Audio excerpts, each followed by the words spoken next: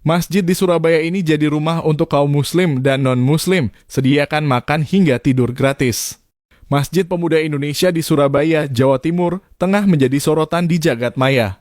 Masjid ini mengundang decak kagum netizen karena keunikan dan kebijakan inklusif yang membuatnya berbeda dari kebanyakan masjid di tanah air.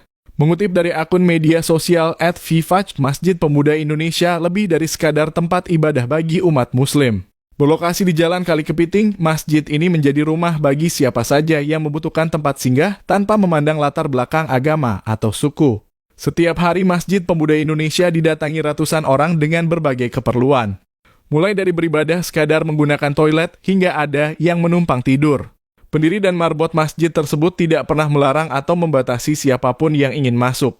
Mereka justru membuka pintu selebar-lebarnya bagi masyarakat, bahkan menyediakan fasilitas gratis seperti makanan dan minuman.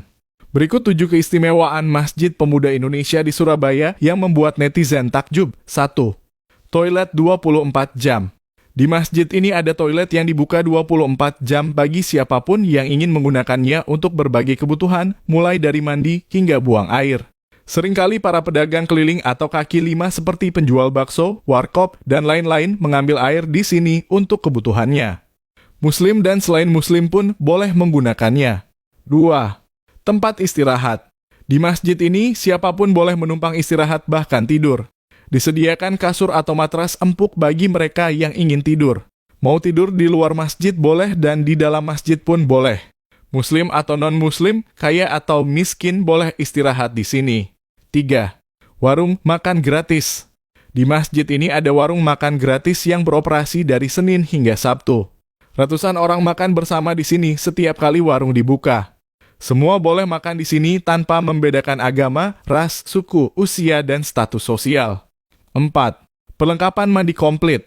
Di toilet masjid ini disediakan perlengkapan mandi komplit mulai dari sabun cair hingga shampoo untuk mandi. Jika ada yang butuh pasta gigi dan sikat gigi bisa langsung menghubungi marbot masjid yang bertugas. 5. Perlengkapan ibadah. Masjid ini juga menyediakan songkok, sarung, dan mukena bagi mereka yang ingin sholat. Fasilitas ini memastikan semua jamaah dapat beribadah dengan nyaman. 6. Minuman gratis.